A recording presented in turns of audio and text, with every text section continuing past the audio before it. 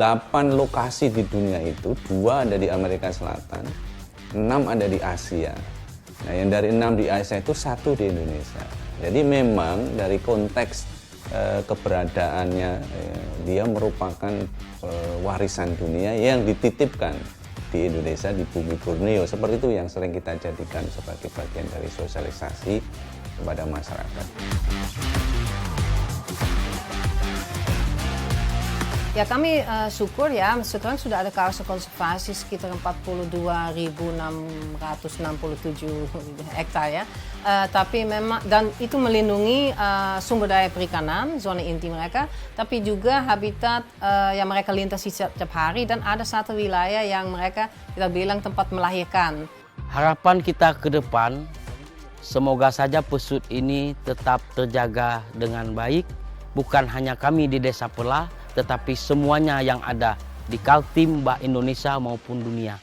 Karena pesut Mahakam ini adalah warisan dunia yang dititipkan ke bumi Borneo ini untuk kita jaga.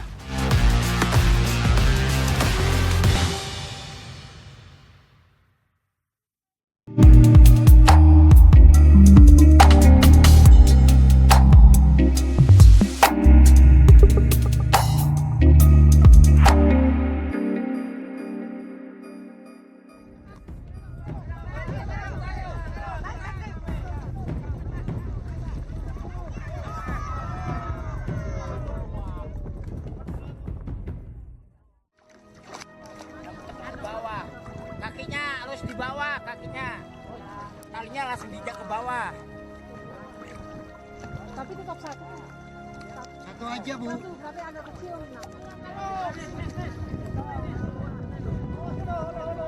Mana orang paginya masih minat? Mau. Takut pesutnya.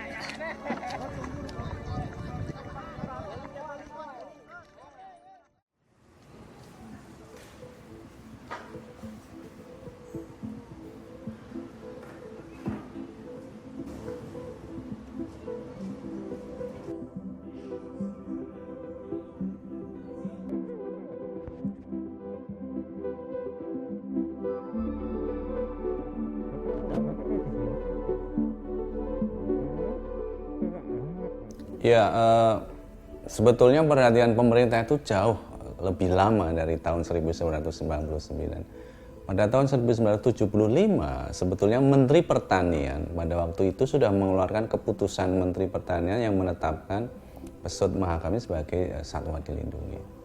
Tapi memang tentu prosesnya panjang ya, dan kalau kita lihat dari kurun waktu 20 tahun kemudian baru ditetapkan dalam peraturan pemerintah. Kemudian baru tahun 2022 pemerintah kemudian menetapkan kawasan konservasi untuk pesut ini. Jadi, kalau kita lihat sebaran di dunia, dari 8 lokasi di dunia itu, 2 ada di Amerika Selatan, 6 ada di Asia. Nah, yang dari 6 di Asia itu 1 di Indonesia. Jadi memang dari konteks keberadaannya, dia merupakan warisan dunia yang dititipkan di Indonesia, di bumi Borneo. Seperti itu yang sering kita jadikan sebagai bagian dari sosialisasi kepada masyarakat. Jadi ini harus dijaga, dilestarikan, karena bukan hanya milik kita tapi juga milik warga dunia.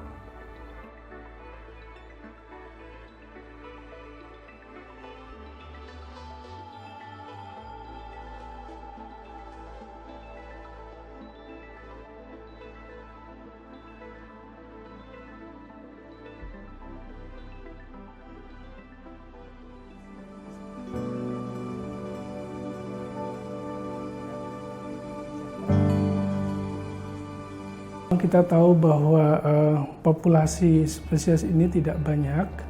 Penelitian terkini kita bisa melihat bahwa mungkin jumlah populasinya sekitar 70 sampai 80 individu saja. Kemudian mereka juga memiliki kemampuan reproduksi yang lambat. Kemudian yang ketiga, kenapa ditetapkan, karena pesut Mahakam ini punya peran ekologis yang penting di pesisir di ekosistem sungai, karena mereka berfungsi sebagai top predator atau predator pemangsa teratas.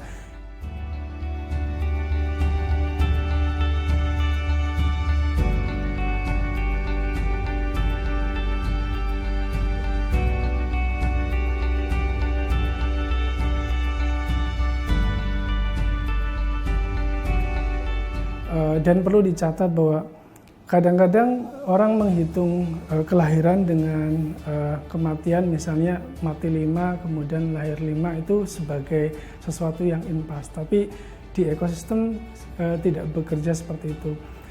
Rata-rata yang mati misalnya dewasa, mereka punya kemampuan reproduksi sehingga ketika mereka mati tidak tergantikan.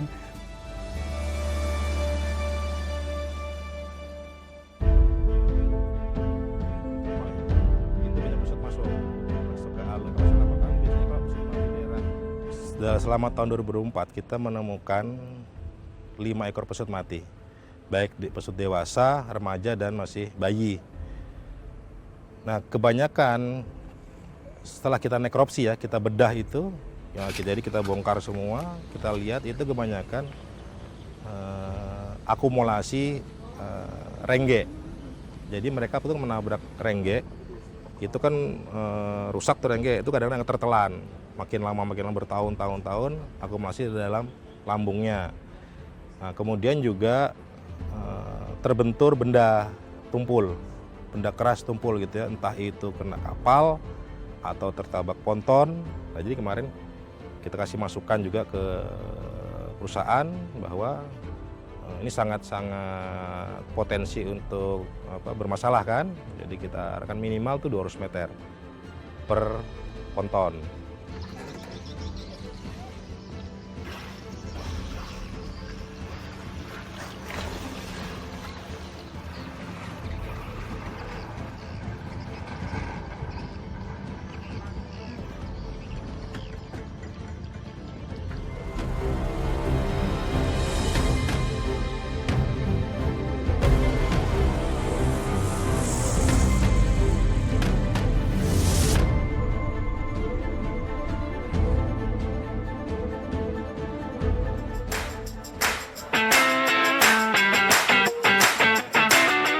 Ya kami syukur ya, sekarang sudah ada kawasan konservasi sekitar 42.667 hektar ya. Tapi memang, dan itu melindungi sumber daya perikanan, zona inti mereka, tapi juga habitat yang mereka lintasi setiap hari, dan ada satu wilayah yang mereka kita bilang tempat melahirkan.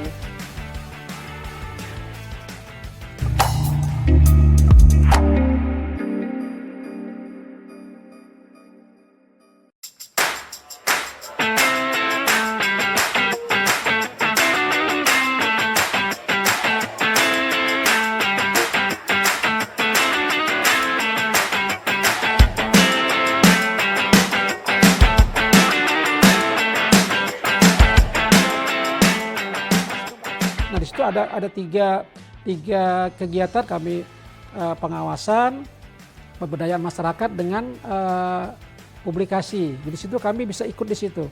Jadi kami sudah kepala dinas kami sudah menandatangani juga lewat Bupati dengan Dirjen PRL di Kementerian dan juga di BPSPL, kami membuat itu tadi nota kesepahaman. Paling masalah utamanya adalah illegal fishing ini. Kenapa? Karena pertama ya kan makanan pesut itu adalah anak-anak ikan kecil itu. Nah, illegal fishing ini ketika mereka menggunakan alat tersebut tidak hanya yang ikan-ikan biasa, ikan anak-anaknya pun juga mati. Nah, jadi kan itu berdampak ke pesut tadi itu.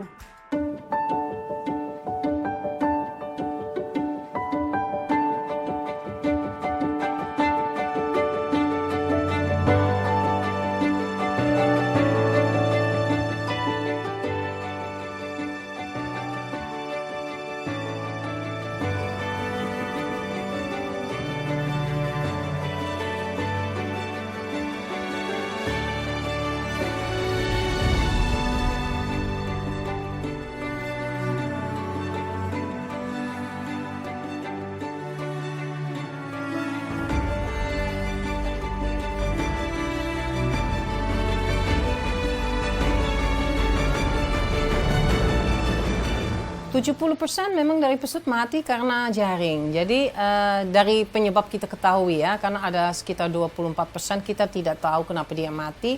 Tapi dari yang kita ketahui, apalagi yang mungkin 5 tahun terakhir, kita selalu tahu kenapa dia mati. Karena melakukan itu tadi penelitian tambahan di laboratorium juga. Kubur kah? Iya Bapak, jadi kita pindah ke situ. kita pindah aja. Jadinya ke situ, tak lagi kita bubulik ke sini masuk ke kena. Ya, baik ya, kami sangat memikirkan itu dari dulu ya, karena kami paham kalau rengge, namanya jaring insang, sebetulnya bukan alat ilegal kan. Nah, sehingga kami juga mikir dan mereka menggunakan itu karena agak relatif murah untuk penggunaannya dan gampang. Kita keluar dari rumah, sungai di bawah, kita langsung menaruh rengge, jadi ya ikan seperti itu. Nah, untuk itu kami pelajari ternyata di laut untuk misalnya menjauhkan lumba-lumba dari jaring itu ada namanya alat pinggar, bentuknya seperti pisang, namanya banana pinggar, dan itu bisa menjauhkan lumba-lumba.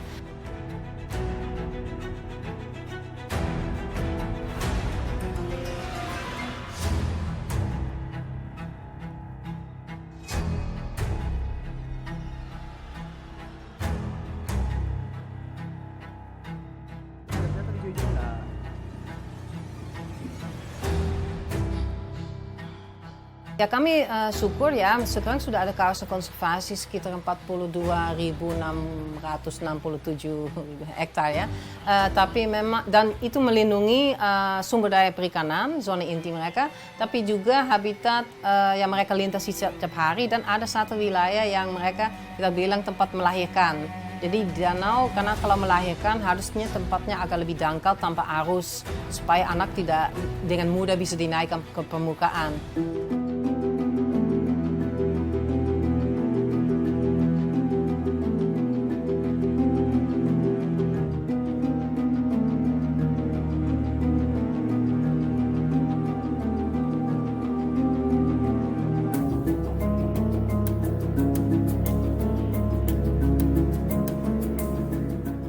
BPSPL Pontianak terus berupaya melindungi pesut Mahakam melalui berbagai program konservasi yang telah dijalankan di kawasan konservasi perairan Mahakam.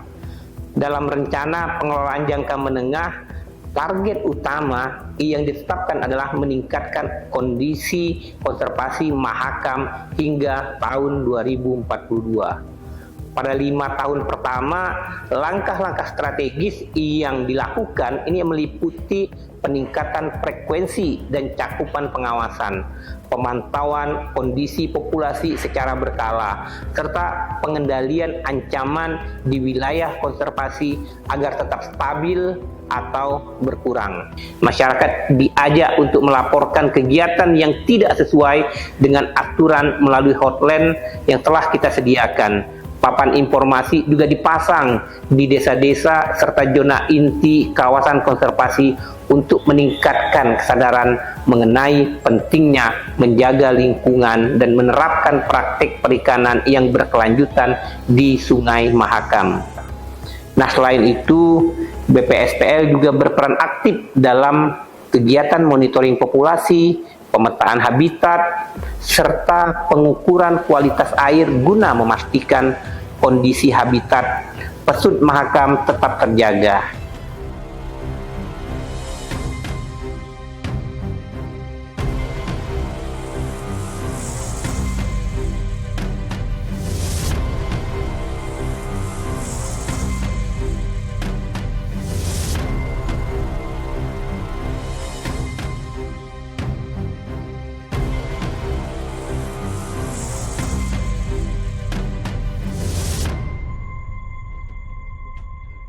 Nah, salah satu langkah yang telah dilakukan adalah meningkatkan kesadaran masyarakat di sekitar kawasan konservasi melalui sosialisasi mengenai rencana pengelolaan serta edukasi tentang jenis ikan yang dilindungi di kawasan konservasi. Nah, sosialisasi ini bertujuan untuk menanamkan pemahaman akan pentingnya pengelolaan kawasan secara berkelanjutan demi menjaga keseimbangan ekosistem. Harapan kita ke depan, semoga saja pesut ini tetap terjaga dengan baik, bukan hanya kami di Desa Pela, tetapi semuanya yang ada di Kaltim, Bank Indonesia maupun dunia. Karena pesut Mahakam ini adalah warisan dunia yang dititipkan ke bumi Borneo ini untuk kita jaga.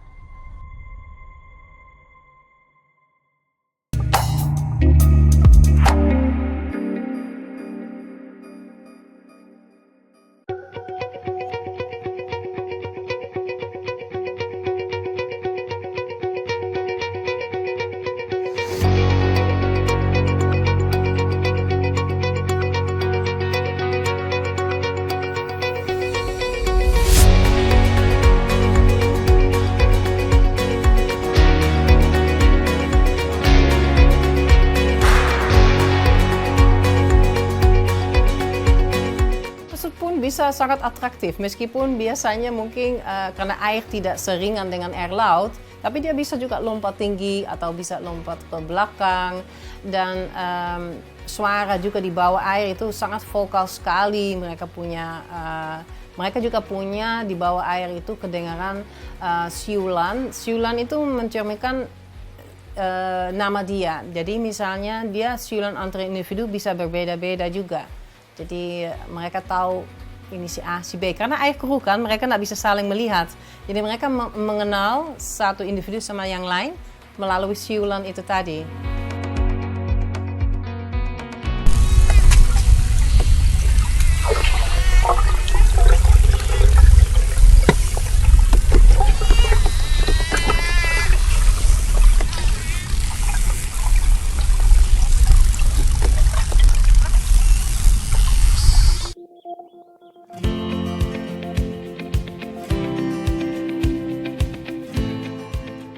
Nama saya Bapak Hanafiah. Saya sebagai nelayan di Desa Pelah. Masih remaja sudah ikut orang tua kan jadi nelayan ya awal-awal itu kan.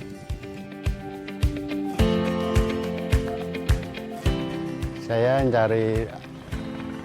cari nangkap, bisa nangkap udang atau ikan itu di danau. Kalau air banjir bisa di rawa di pinggir-pinggir danau. Bisa cari udang atau ikan.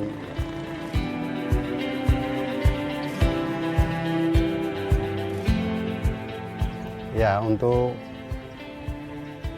tangkap yang tidak berbahaya itu kan banyak aja gitu kan.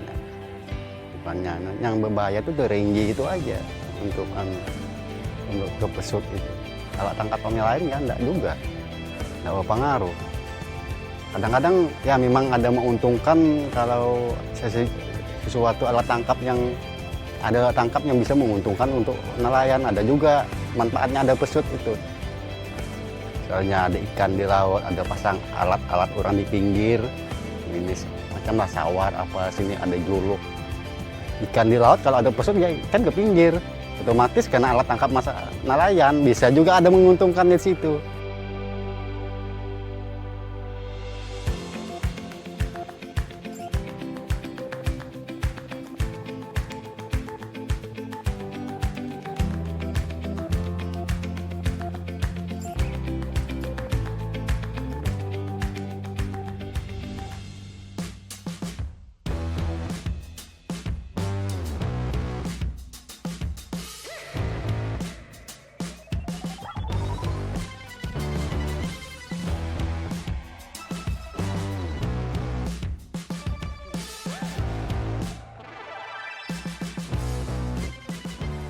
Setelah pesut itu masuk ke dalam ekowisata, saat ini mereka lebih proaktif lagi menjaga pesut itu. Mereka berusaha agar pesut itu jangan sampai, artinya tidak ada lagi di sini. Dari mulut ke mulut itu mereka, artinya pesut ini akan berkembang kalau kita sama-sama menjaga dengan menggunakan alat tangkap yang ramah lingkungan, alat tangkap yang sifatnya tidak monopoli. Karena salah satu makan dari pesut ini tadi kan ikan. Nah, itu yang mereka jaga.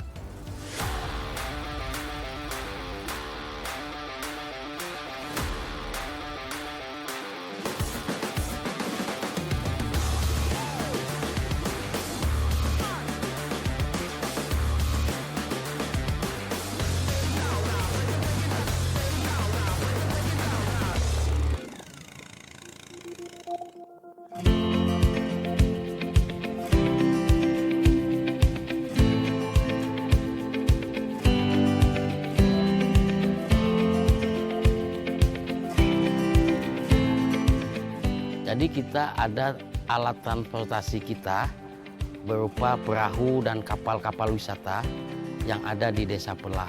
Nah, ketika kita penjemputan, kita sudah melakukan edukasi di mana kita melakukan trip tadi dengan aturan yang ada. Aturannya adalah di mana kita di sini melakukan tidak boleh terlalu kencang, dan ketika pesut muncul itu harus mematikan mesin. Nah, di situ edukasi kita kepada wisatawan.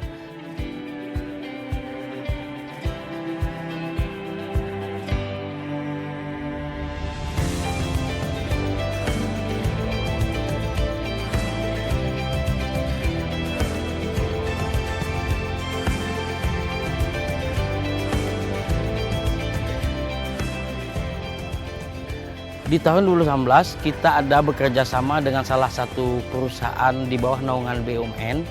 Kemudian dia buatkan satu museum yang permanen.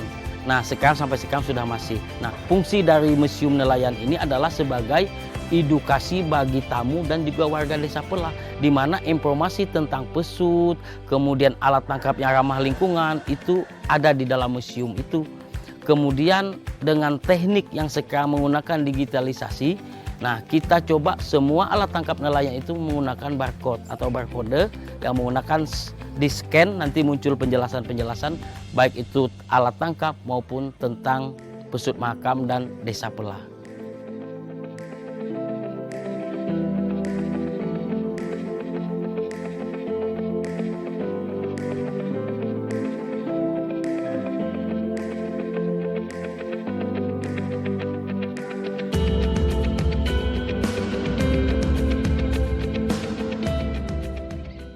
Harapan kita ke depan, semoga saja pesut ini tetap terjaga dengan baik, bukan hanya kami di desa Pelah, tetapi semuanya yang ada di Kaltim, Bank Indonesia maupun dunia. Karena pesut Mahakam ini adalah warisan dunia yang dititipkan ke bumi Borneo ini untuk kita jaga.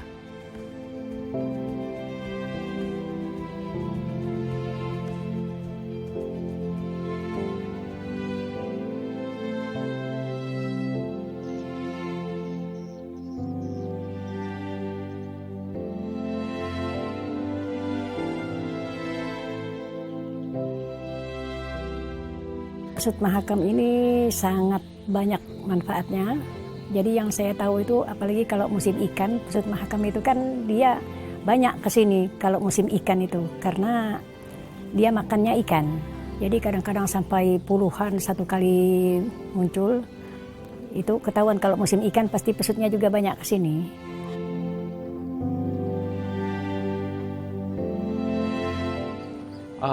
Makna untuk saya sendiri bagi pesut Mahakam itu hewan mamalia yang sangat saya cintai.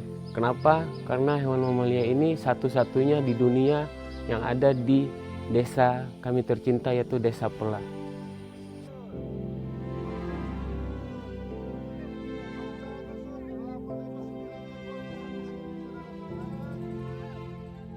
Pasti dia makan ikan gitu kan. Lalu di situ banyak ikannya, kalau manfaatnya bagi nelayan. Kalau pesutnya ke hulu, airnya dalam. Kalau balik ceritanya kan airnya tuh turun gitu, airnya surut gitu kan.